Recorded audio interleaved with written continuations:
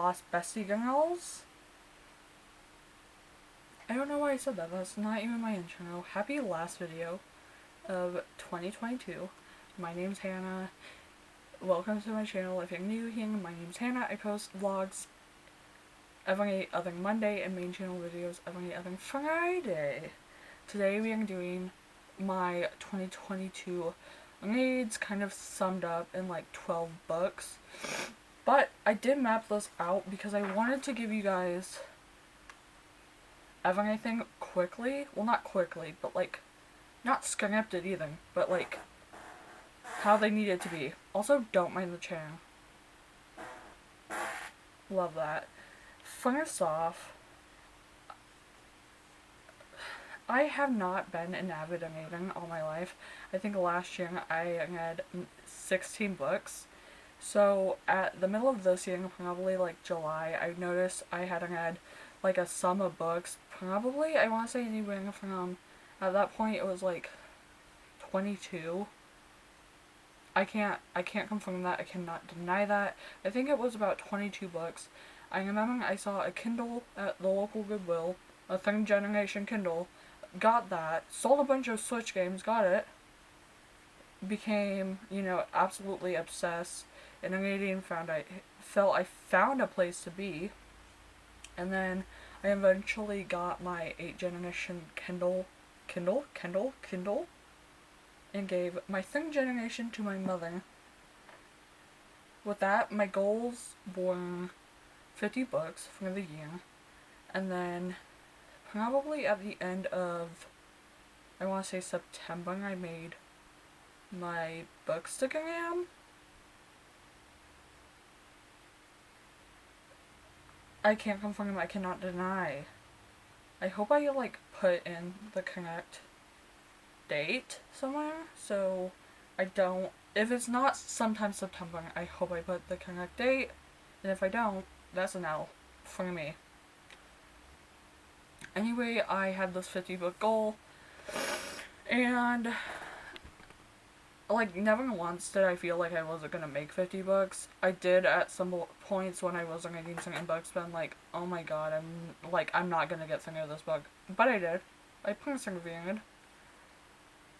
From my 12 books, I kind of wanted to mention from this year. First off, I love any book by J.A. Jance, specifically the Joanna Brady series. I love a good woman lead, and the Joanna Brady series reminds me of the Linda Castillo's Kate Bunkholding series. Love those. I have not been able to get my paws on the new book in that series, so that will happen eventually. For 12 books, because I just kind of gave you 2 sets of books, 2 series I enjoy. Anyway, for my books, I didn't go based off rating. I think I just went off of the ones I enjoyed the most. We have Beautiful World Waiting on You by Sally Rooney. I read that for my college library's podcast. The Midnight Library by Matt Haig. Also read that for my college library's podcast. Love that. A Flicker in the Dark was by far my favorite read of 2022. I swear to you, I always come back to that. The twist, the plot, I could not keep my hands off of it, and then, I speak so highly about that one, and then later in the list, there's another book I also speak so highly on. More Happy Than Not by Adam Savannah. Literally made me cry. And then I guess he has other books that are teen drinkers. Kind of, I don't know. I'm an emotional reader, I'm gonna be honest. Sometimes I Lie by Alex Feeney's the second book I always mention. I don't know.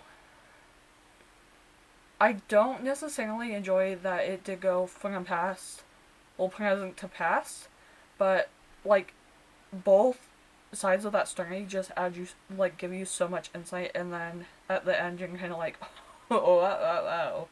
I did read Twilight. I want to make that thing. I am a big Twilight girly. Twilight did not make my 12 book list, considering being about a 5 in. Twilight did not make the list. I hate the writing style of Twilight. I don't know. It's serving Wattpad realness. I'm glad my mom died by Jeanette McCurdy. That one, like, I don't know how to explain it. I love the insight of someone else's life, but I feel like she's so non-real from like how she wrote the book and how she expressed her feelings through it, because it felt like, not like, how do you explain it? Like, you felt like you were learning a bit about her through this, and then you were devastated for her, you were, happy for her, you were upset for her. Like, different emotions when you're reading the book. Like, you're empathetic towards Jeanette. The Silent Patient by Alex Michaelides? I don't know. That book was such a mind twister. Like, you go through the book being like, oh my god, like, this is crazy. And then, at the end of the book, you're like, they were feeding me and I was eating it up. They were feeding me, I was eating. And I shouldn't have been. Then She Was Gone by Lisa Jewell. That was the first book I read by Lisa Jewell. Loved it. Ate it. I did read another book by Lisa Jewell. It was like The House We Grew Up In. And like, I was like, based off the description of the house we grew up in, I was like, okay, this is gonna be something, sussy. But it's not. It was kind of, well, like, I don't know. It was like sitting in on someone else's like gossip session, and you know nothing about these people. I don't know. Baby Teeth by, I'm gonna butcher those. Joj Stage. I don't know. Baby Teeth was crazy. I know I mispronounced that name. I'm just gonna. I can't explain. Like, first off, anytime I read any book and my name is in the book, I'm like, oh my god. Because in Then She Was Gone by Lisa Jewell, there was a girl named Hannah that the mom did not necessarily jive with, even though it wasn't her own daughter. And then in Baby Teeth, Hannah is the villain. And I'm Hannah. So I was kind of like, okay. The New Girl by Jessie Q. Citano was so good. That was a 5-star read, and I remember rating it 5 stars. I feel like high school thrillers kind of don't get me, like, super excited. But I will say, The New Girl had so many funny lines, and was like, spoiler, there was a point in the book where she was in a fight with the teacher, and she had pushed him down a hill, and he stands up, and there's a branch sticking out of his eye. And, like, she's in shock, and then he, like, feels it, and then he's, like, in shock, and I was like, oh my god, that's, like, in the context of the book, you were like, okay, branch eye. I feel like saying it out loud, it doesn't sound as funny as I'm making it out to be. Survive the Night by Riley Seeger. I want to say I've read a Riley Seeger book before, but Survive the Night was one that really opened me up to all her other books. I did read another one by her. It was like The Last Time I Lied. That one was a summer camp thriller, and I loved it because it was Given the Lake by Natasha Peterson? Natasha Preston? The Lake? I don't know. And then lastly, An Anonymous Girl by Garing Hendricks was so, like, you get a dual POV, and like, I don't even know how to describe it. Like, you know what's happening, the main character knows what's happening, and then the secondary character, who is making these things happen know these things are happening. So, like, sitting there like a bystander and you're like, oh my god. Because I swing it to you, they flipped. So it would be like the main and then the secondary, and then you can kind of like take it in and be like, I don't like that. I don't like that, girls. I have premise wanted to finish this book off with my good need stats. So I think I'm gonna bring you down here so I can have my phone in front of me. So just getting in here. First off, I had let's duel this down actually. Oh, it just ends. That was my bad. Anyway, first off, I've had the 70 out of 50 books. My last read was... Oh, come on, focus, girl. Wait. Oh, girl, you focus for us. Girl. For the life of me, I cannot get it to focus. So it's Eggnog Extinction and Evergreens. I don't need Christmas books because I'm not a big Christmas movie fan, but that one was pretty good. I have 65 books currently in my... I hope you didn't see my notifications. Oh, well, that will do it.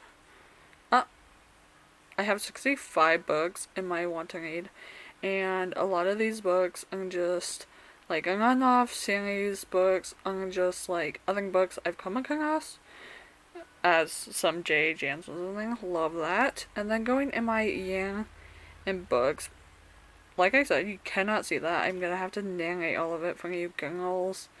I've read 24,432 pages and 70 books. Oh my goodness, 70 books.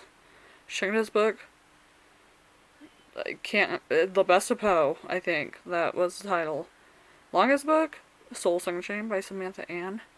My average book length, 359 pages. Most shelved, like I said, I got Twilight. Apparently 7 million other people also had Twilight. And then my least shelf book was once again The Best of Poe. My average rating of 4.3. My highest rated on Goodreads was, of course, I'm glad my mom died. Yeah. That's a review. I'm not gonna get into that. This is kind of just like what all my books were. Like, and you could just kind of, like, see. I don't know why they did this, but, like, I've also never had Goodreads up until this year, so do they do this every year? Please let me know. My last review of Kindness was on Soul Searching. Like I said, I had the 70 out of 50, and that put me at 140% completed. And then it says, congratulations, you're really good at reading. And probably a lot of other things, too. Wrong. I just turned out my, Sony headphones. Clean out the side of my desk into the abyss.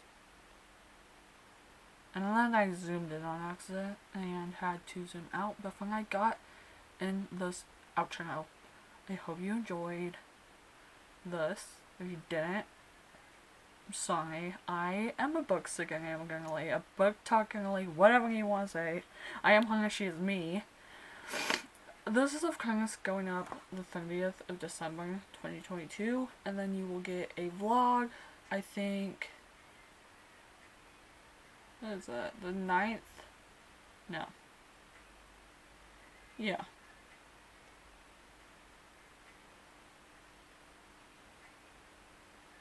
Yeah?